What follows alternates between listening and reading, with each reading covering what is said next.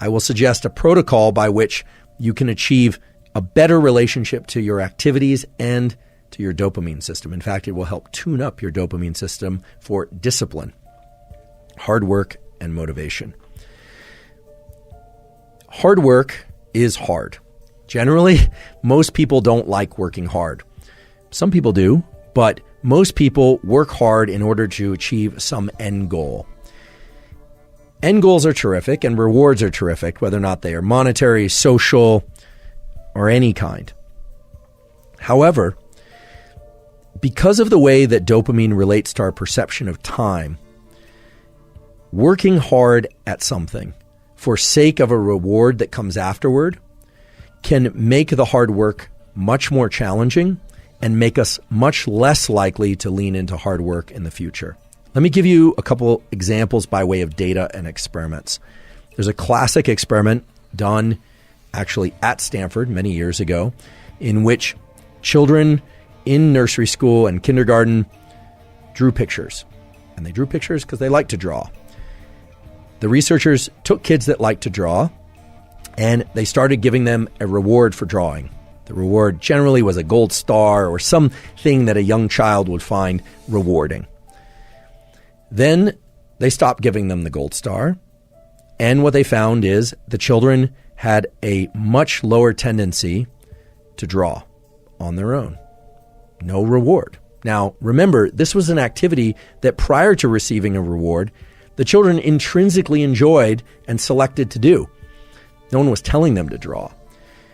What this relates to is so-called intrinsic versus extrinsic reinforcement. When we receive rewards, even if we give ourselves rewards for something, we tend to associate less pleasure with the actual activity itself that evoked the reward. Now, that might seem counterintuitive, but that's just the way that these dopaminergic circuits work. And now understanding these peaks and baselines in dopamine, which I won't review again, this should make sense.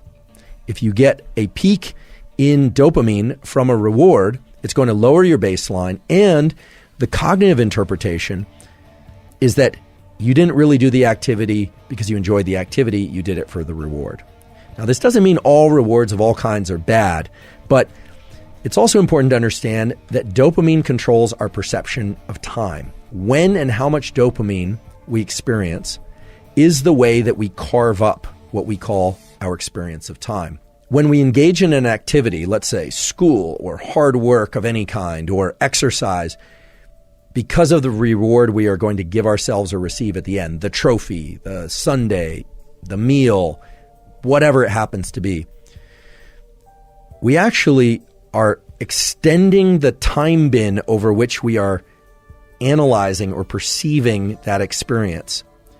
And because the reward comes at the end, we start to dissociate the neural circuits for dopamine and reward that would have normally been active during the activity.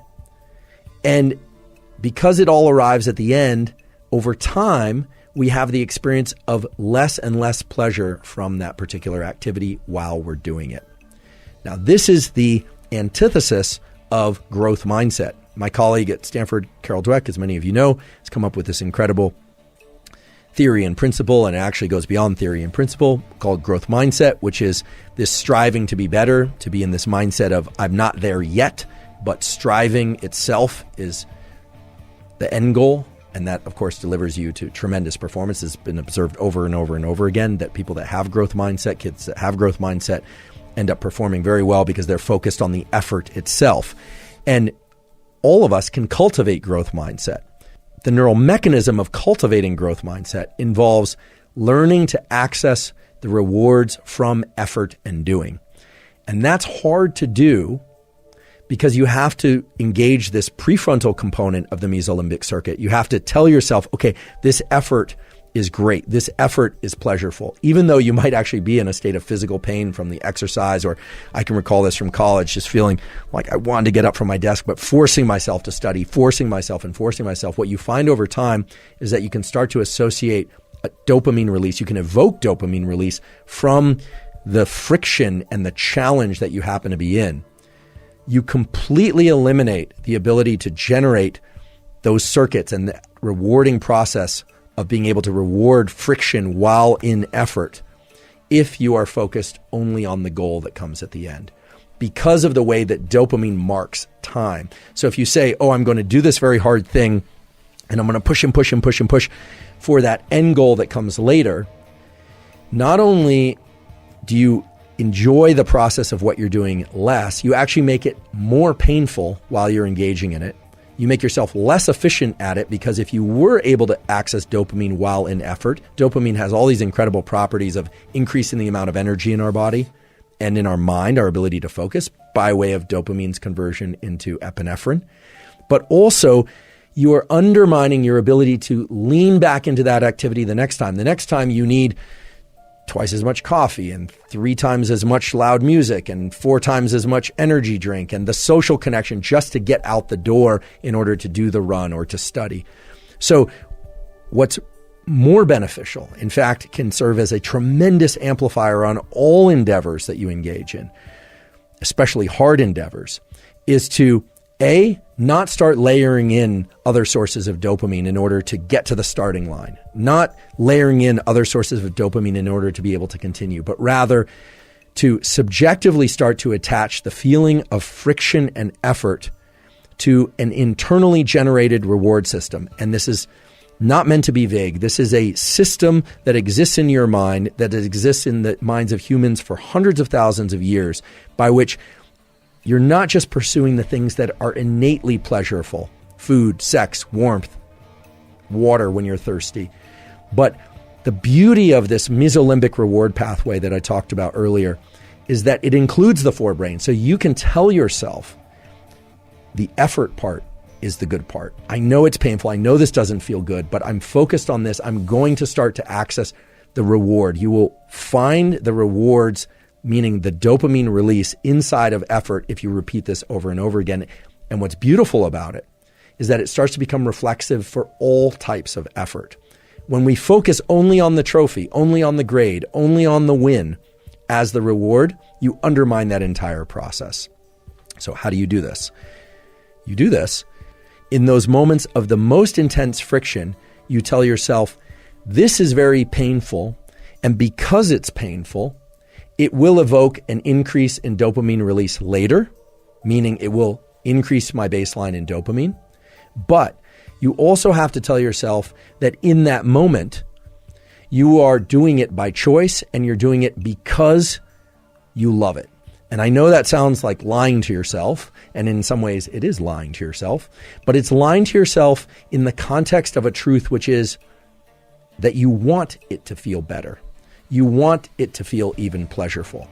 Now, this is very far and away different from thinking about the reward that comes at the end, the hot fudge sundae for after you cross the finish line. And you can replace hot fudge sundae with whatever reward happens to be appealing to you.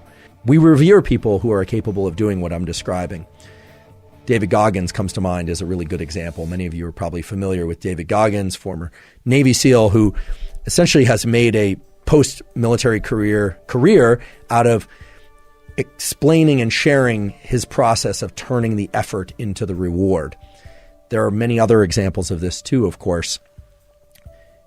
Throughout evolutionary history, there's no question that we revered people who were willing to go out and forage and hunt and gather and caretake in ways that other members of our species probably found exhausting and probably would have preferred to just put their feet up or soak them in a cool stream rather than continue to forage. The ability to access this pleasure from effort aspect of our dopaminergic circuitry is without question the most powerful aspect of dopamine and our biology of dopamine. And the beautiful thing is it's accessible to all of us. But just to highlight the things that can interfere with and prevent you from getting dopamine release from effort itself, don't spike dopamine prior to engaging in effort. And don't spike dopamine after engaging in effort. Learn to spike your dopamine from effort itself.